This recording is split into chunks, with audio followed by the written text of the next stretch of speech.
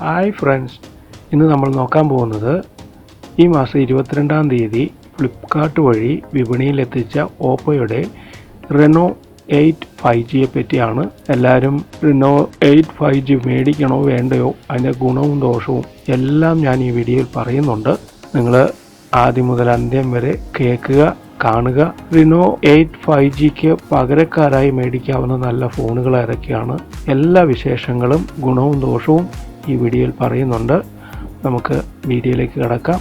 അതിനു മുമ്പ് ഒരപേക്ഷയുണ്ട്. കാണുന്നവർ ഛേദമില്ലാത്തൊരു ഉപകാരം ചെയ്യണം. നിങ്ങളെല്ലാവരും സബ്സ്ക്രൈബ് ചെയ്യാൻ മറക്കരുത്. അപ്പോൾ നമുക്ക് വീഡിയോയിലേക്ക് കിടക്കാം.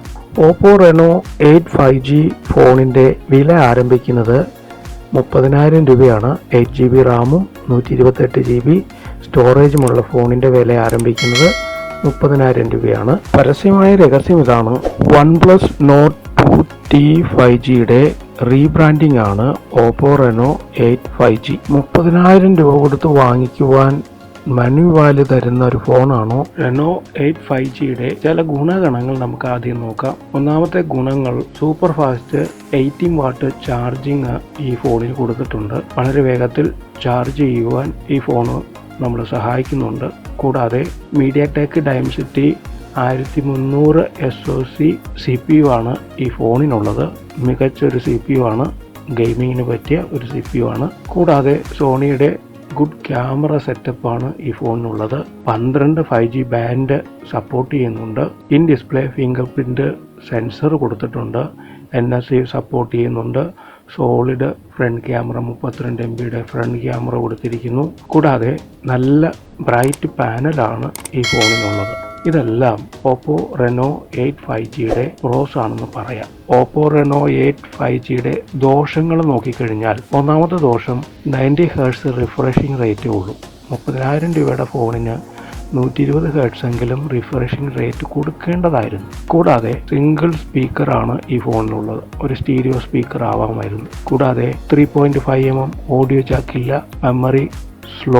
മെമ്മറി കാർഡ് സ്ലോട്ട് ഇല്ല. കൂടാതെ പ്ലാസ്റ്റിക് ഫ്രെയിമാണ് ഈ ഫോണിന് കൊടുത്തിരിക്കുന്നത്. എന്നിട്ടും അല്പം വില കൂടുതലാണ് ഈ ഫോണിനുള്ളത്. കൂടാതെ കളർ OS ആയതുകൊണ്ട് തന്നെ ധാരാളം വേണ്ടാത്ത ബ്ലോട്ട് വയർ കൊണ്ട് നിറഞ്ഞിരിക്കുകയാണ് ഫോണ്. അതുകൊണ്ട് തന്നെ അനാവശ്യ ആടുകളും മറ്റു കാര്യങ്ങളെല്ലാം അടിക്കടി കയറി വരുന്ന ബുദ്ധിമുട്ടും ഈ ഫോണിലുണ്ട്. മൊത്തത്തിൽ പറഞ്ഞു കഴിഞ്ഞാൽ OPPO Reno8 5G മണി വാല്യൂ തരുന്ന ഫോണെന്ന് പറയാൻ സാധിക്കില്ല, എങ്കിലും ഡീസൻറ്റ് ഫോണെന്ന് പറയാം. ഇത് OPPO മാത്രം ഉപയോഗിക്കൂ എന്ന് പറയുന്നത് OPPO ആരാധകരെ സംബന്ധിച്ച് വാങ്ങിക്കാവുന്ന ഒരു ഫോണെന്ന് മാത്രമേ പറയാൻ പറ്റൂ. ഇതിനേക്കാൾ മികച്ച ഫോണുകൾ, ഇതിനേക്കാൾ വില കുറഞ്ഞ് ഇന്ന് ഇന്ത്യൻ വിപണിയിൽ ലഭ്യമാണ്. അതേതൊക്കെയാണ്? ഒന്നാമത് വരുന്നത് RealMe 9 Pro Plus 5G ആണ്. 25,000 രൂപയുടെ അടുത്തേ വില വരുന്നുള്ളൂ. മികച്ച സ്പെസിഫിക്കേഷനുള്ള ഫോണാണ്. അടുത്തത് Motorola Edge 30 5G ആണ്. അതിന് 28,000 രൂപയുടെ അടുത്തേ വരുന്നുള്ളൂ. മികച്ച സ്പെസിഫിക്കേഷനുള്ള നല്ലൊരു ഫോണാണ്. അടുത്ത phone OnePlus Nord 2T 5G ആണ്. ഇത് OPPO റീബ്രാൻഡ് ചെയ്ത ഫോണാണെങ്കിൽ കൂടി OnePlus നോഡിന് അല്പം വില കുറവാണ്. 29,000 രൂപയുടെ അടുത്തേ വരുന്നുള്ളൂ. അടുത്ത ഫോണ് iQ Neo 6 5G ഫോണാണ്.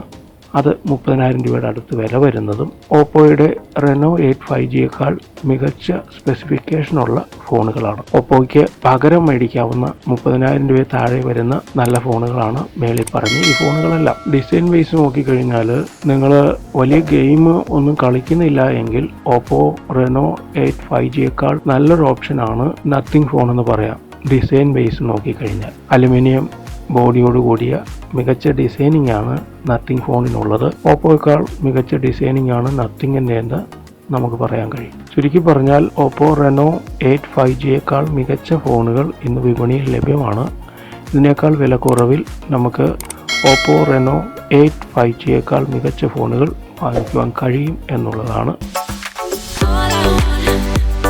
നിങ്ങൾക്ക് എല്ലാവർക്കും ഈ വീഡിയോ ഇഷ്ടപ്പെട്ടു എന്ന് കരുതുന്നു. തീർച്ചയായും സബ്സ്ക്രൈബ് ചെയ്യാൻ മറക്കരുത്. അപ്പോൾ നമുക്ക് അടുത്ത വീഡിയോയിൽ നമുക്ക് വീണ്ടും കാണാം.